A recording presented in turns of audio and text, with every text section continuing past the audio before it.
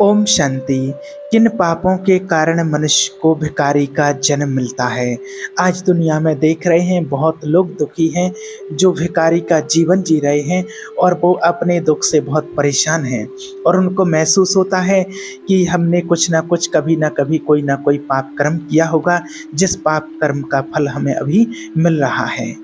ये तो हम सभी जानते हैं कि प्रत्येक मनुष्य को उसके कर्मों के अनुसार ही उसके मृत्यु के बाद और फिर उनको अगला जन्म मिलता है।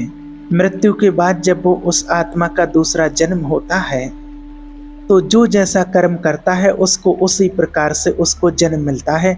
जो अच्छा कर्म करते हैं तो अच्छे घर में उसको जन्म मिलता है और जो बुरे कर्म करके यहाँ से जाते हैं तो उसको बुरे घर में जन्म मिलता है। और यहाँ पर कई लोग भगवान को दोष देते हैं, जैसे आज कोई गरीब है, कोई अंधे हैं, कोई अपंग हैं, किसी न किसी प्रकार की कोई शारीरिक पीड़ा से परेशान है। तो बहुत लोग हैं जो भगवान को दोष देते हैं कि भगवान ने हमारे साथ ऐसा अन्याय क्यों किया है। तो देखिए, भगवान किसी के साथ कोई अन्याय नहीं करता है, ना भगवान किसी को ऐसा बनाता है। सब अपने अपने कर्म का फल पाते हैं। आप भगवान के कोई दुश्मन नहीं हैं, भगवान की आपसे कोई दुश्मनी नहीं है। और जो दूसरे लोग स्वस्थ हैं, अच्छे हैं, वो कोई भगवान के रिश्तेदार नहीं हैं, वो कोई भगवान के पर्सनल मित्र नहीं हैं। भगवान सबके प्रति एक समान भाव से व्यवहार करते हैं। बस जो जैसा कर्म करता है उसका वो हर इंसान फल पाता है। तो आज जो इंसान गरीब है तो वो अपने कर्म के कारण, जो अमीर है तो वो अपने कर्म के कारण ही उसको ऐसे घर में जन्म मिलता है। लेकिन आज आपको बताते हैं कि ऐसा कौन सा श्राप होता है, कौन सा पाप होता है जिस पाप कर्म के कारण एक इंसान को भिखारी के घर में जन्म मिलता है। और ऐसे वो कौन से कार्य हैं जो मनुष्यों को अपने जीवन में नहीं करना चाहिए, जिसकी वजह से हमें बहुत दुख मिलता है। ये तो हम सभी जानते हैं कि मृत्यु के बाद जब जिस आत्मा की मृत्यु, जो शरीर छोड़ करके आत्मा चली जाती है, जिस व्यक्ति की मृत्यु हो जाती है, उसके बाद फिर उसका जन्म होता है। उसका जैसे ही जन्म होता है तो उसका जन्म वहीं होगा, वहीं डिसाइड किया जाता है जहाँ जैसे उसके कर्म होंगे, उसके अनुसार, उसके कर्मों के अनुसार ही उसका उस वैसे घर में उसको जन्म मिलता है। जो ज़्यादा पाप कर्म करते हैं तो उसको कहीं ऐसे घर में जन्म मिलता है जो ना तो उनका कोई दर्द सुनने वाला रहता है और ना कोई उनका दर्द सुन सकता, ना वो किसी को अपना दर्द बांट सकते हैं। तो आज आपको वही बताएंगे कि वो कौन से कार्य हैं जो अपने मनुष्य को कभी नहीं करना चाहिए। ऐसे कौन से कार्य होते हैं जो मनुष्य आत्मा को अपने जीवन में वो काम कभी नहीं करना चाहिए, नहीं तो उन कर्मों की वजह से भिखारी का जन्म मिलना तय होता है। एक समय की बात है, प्रिय राधा रानी अपनी सखियों के साथ में अपने नगर बरसाने का भ्रमण कर रही थी। पूरे गांव में उनका इधर उधर आना जाना लगा हुआ था। तभी वो एक घर के पास में देखती हैं कि एक लाचार भिखारी कुछ खाने की तलाश में खड़ा रहता है। तभी उस घर से एक नौजवान आदमी लठ लेकर के बाहर निकलता है और उस भिखारी को दौड़ा दौड़ा कर मारता है। ये सब देख करके राधा रानी से रहा नहीं गया। उन्होंने अपनी सखियों से कहा, मेरी प्यारी सखियाँ, आप सब अपने अपने घर को चली जाओ। अब मैं यहाँ से सीधा अपने कान्हा के पास जाऊँगी और उनसे कुछ प्रश्न पूछना है। फिर वहाँ से राधा रानी श्री कृष्ण जी से मिलने के लिए चल देती हैं। इधर श्री कृष्ण जी अपने राजभवन में स्वर्णिम से बने सिंहासन पर विराजमान थे। तभी उनके पास राजभवन में उनकी प्रिय राधा रानी पहुँच जाती हैं और श्री कृष्ण जी से कहती हैं, हे माधव, हे कान्हा, जब मैं आज अपने नगर का भ्रमण कर रही थी तो मैंने नगर में देखा कि एक भिखारी अपना कष्ट भरा जीवन जी रहा था और वह जिसके भी महल के द्वार पर जाता था लोग उसे ताने मारकर और दौड़ा दौड़ा कर उसे अशब्द बोलते थे, बहुत ताने मारते थे और उसे भोजन के लिए इधर उधर भटकना पड़ रहा था और कई लोग उसको मार भी देते थे, किंतु उसे पेट भरने के लिए कहीं भी भोजन नहीं मिला। तो हे प्रभु, इसे देखकर मेरे मन में एक प्रश्न उठ रहा है और मैं चाहती हूँ कि आप मेरे प्रश्न का उत्तर दें। फिर आगे श्री कृष्ण जी कहते हैं, हे प्रिय राधा रानी, आपके मन में जो भी प्रश्न है आप बताइए, आपके प्रश्न का उत्तर अवश्य मिलेगा। फिर राधा रानी कहती हैं कि हे प्रभु, मेरा प्रश्न ये है कि किस पाप के कारण, ऐसा कौन सा पाप कर्म आत्मा करती है जिसके कारण उसको भिखारी के घर में जाकर के जन्म लेना पड़ता है, उसको भिखारी बनना पड़ता है। तो श्री कृष्ण जी कहते हैं कि हे प्रिय राधा रानी, आज मैं आपको एक कथा सुनाता हूँ और जिसको सुनकर के आपको अपने प्रश्न का उत्तर अवश्य मिल जाएगा। श्री कृष्ण जी कहते हैं आगे, हे प्रिय राधा रानी जी, एक समय की बात है कि श्री राम जी अपनी सभा में बैठे हुए थे। तभी उन्हें किसी एक भिखारी के रोने की आवाज़ सुनाई दी। तभी सभी सभा में मौजूद द्वारपाल जो होते हैं, उसने उस भिखारी को वहां से भगा दिया है। और अगले दिन फिर से वही भिखारी उसी स्थान पर आकर के बहुत जोर जोर से रोने लगता है। और द्वारपाल ने इस बार भी उस भिखारी को वहां से भगा दिया। और सभा के तीसरे दिन भी वहीं आकर के और उसी स्थान पर आकर के वो भिखारी फिर से रोने लगा। तो श्री राम जी के मन में एक प्रश्न उठने लगा कि आखिर यह कौन रोज रोज आकर के मेरे दरबार के बाहर आकर के रोता है। तो फिर श्री राम ने उनको उसके रोने का कारण जानना चाहा कि ये रोता क्यों है। तो द्वारपाल से पूछा कि कौन है जो रोज आकर के और मेरे दरबार के आगे रोता है। तो द्वारपाल ने बताया कि प्रभु, कोई एक भिखारी है जो रोज यहाँ आकर के रोता है। तो श्री राम जी ने कहा द्वारपाल से कि उस भिखारी को यहाँ बुला कर के लाओ, ये आखिरकार ये रोता क्यों है, इसका क्या कारण है, क्यों दुखी है। वो द्वारपाल उस भिखारी के पास पहुँचा और कहने लगा कि प्रभु श्री राम ने आपको अपने दरबार में बुलाया है। तो वो भिखारी बोला कि मुनिवर, मैं चल के वहाँ तक नहीं जा सकता हूँ, मैं उनके पास नहीं जा सकता हूँ, मैं ऐसी जगह रहता हूँ, मेरा राजघर, रसोई घर जैसे पवित्र स्थानों पर मेरा जाना उचित नहीं होगा और मैं वहाँ नहीं जा सकता हूँ। और तुम जाकर के प्रभु श्री राम से कह दो कि वो स्वयं मुझसे मिलने के लिए यहाँ पर आ जाएं और मैं यहाँ पर मिल लूँगा। तो फिर उस भिखारी की सारी बातें जाकर के द्वारपाल ने प्रभु श्री राम से जाकर के बताई। और ऐसा सुनकर के श्री राम स्वयं चल करके उस भिखारी के पास गए और वहाँ जाकर के उनसे पूछा कि तुम रोज मेरे दरबार के बाहर आकर के क्यों रोते हो, तुम्हें क्या कष्ट है। तो उस भिखारी ने श्री राम जी से कहा, हे प्रभु, मैंने कोई अपराध नहीं किया है, फिर भी एक सन्यासी ने मुझे पत्थर से मारा है जिसके कारण मेरा पैर टूट गया है और अब मुझे बहुत पीड़ा हो रही है। और अब इसी कारण से मैं आकर के आपके दरबार के सामने आकर के रोता हूँ। फिर आगे उस कुत्ते की पीड़ा को देख करके श्री राम जी को बहुत दुख हुआ। और फिर श्री राम जी ने अपने दरबारी को अपने दरबार में बुलाया और कहा कि हे दरबारी, जाओ जाकर उस सन्यासी, वो जहाँ भी हो उसे ढूंढ करके और हमारे दरबार में अति शीघ्र लेकर के आओ, जिसने इस भिखारी की टांग में पत्थर मारा है, जिससे उसकी टांग टूट गई है। और श्री राम जी की आज्ञा पाते ही दरबारी फौरन जाते हैं। उनके 2 सैनिक सीधे उस सन्यासी के घर पहुंच गए और उस सन्यासी को पकड़ करके अपने साथ में लेकर के श्री राम जी के दरबार में वो सैनिक आ जाते हैं।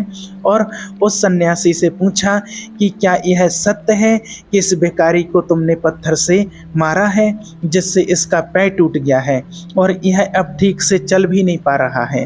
तो इसने क्या अपराध किया था ऐसा जिसके कारण से तुमने इस बेजुबान भिखारी का पैर तोड़ दिया है।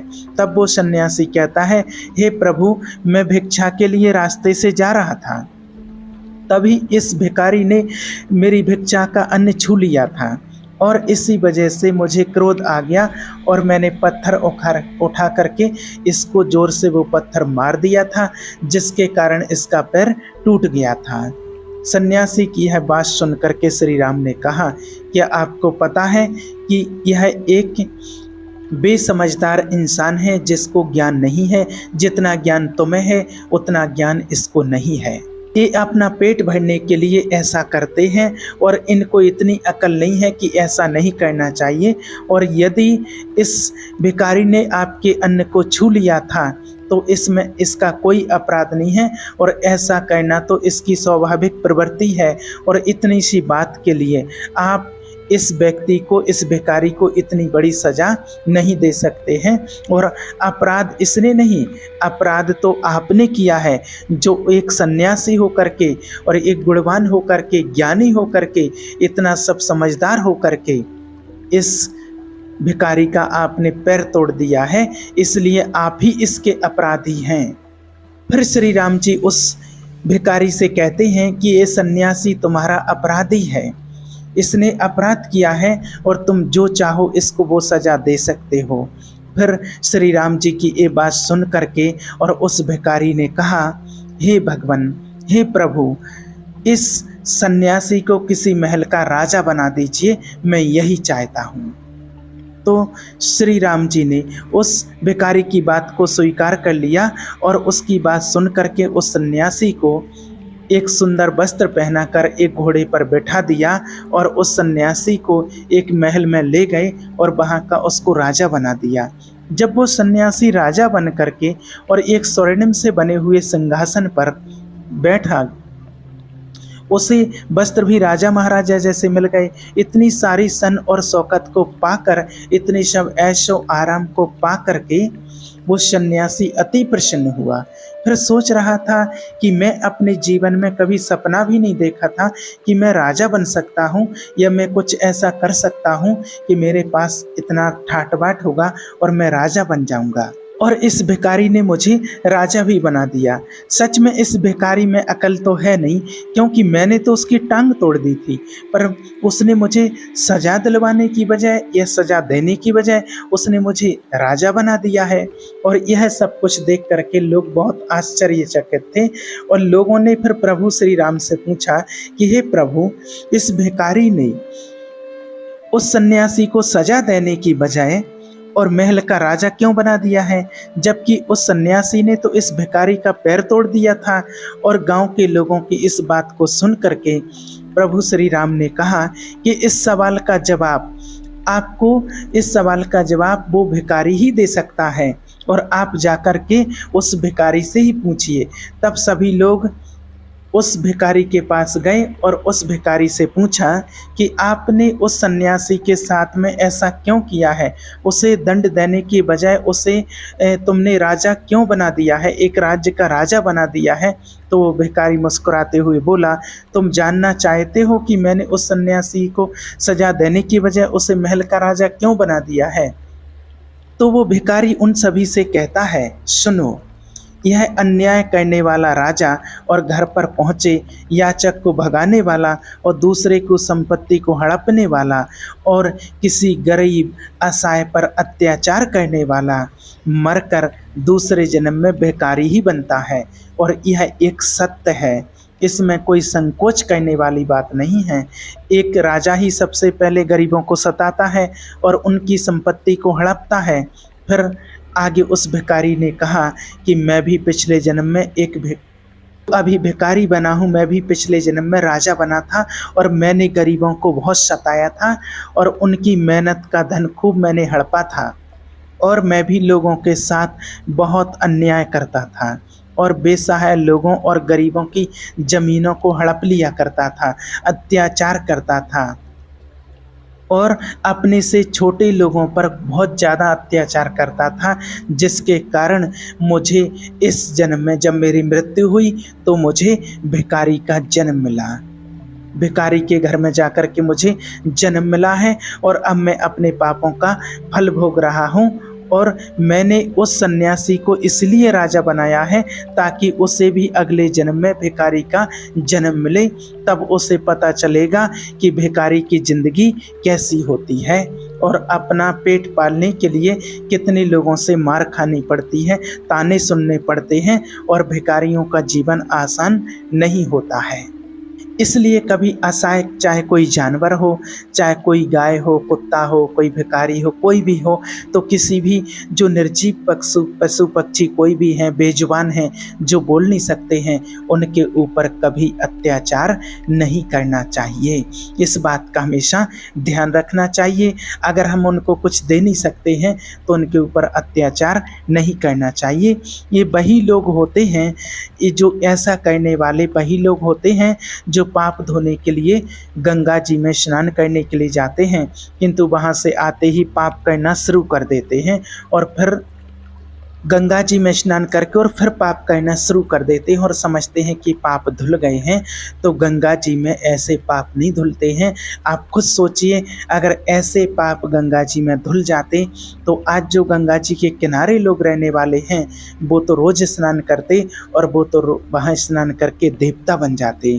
तो गंगा जी में स्नान करने यहाँ से सभी लोग जाते हैं, पूरी दुनिया से लोग जाते हैं। और अगर पाप धुल जाते तो पाप करके और वहाँ धो के लोग स्नान करके आ जाते और फिर पूरा संसार आज सुखी होता, पापियों का यहाँ नाम निशान नहीं होता। लेकिन ऐसा नहीं होता है कि कोई कितना भी बड़ा पाप करे, अत्याचार करे, किसी को सताए, किसी का मर्डर करे, किसी बहन बेटियों के साथ गलत करे और वो जा कर के वहाँ पाप धोआए, स्नान कराए तो उसका पाप धुल जाए, ऐसा नहीं हो सकता है। ये तो आप खुद भी समझते हैं। जब तक आपके अंदर मन में छल और कपट भरा हुआ है तब तक गंगा जी में स्नान करने से कोई फ़ायदा नहीं होता है। हाँ, छोटे मोटे कोई पाप हैं, अनजाने में हो गए, गलती से हो गए और आप उसका प्रायश्चित कर रहे हैं कि अब ये दोबारा से मेरे से मैं ऐसा पाप कभी नहीं करूँगा, और आप मन से एक परमात्मा का ध्यान करते हैं।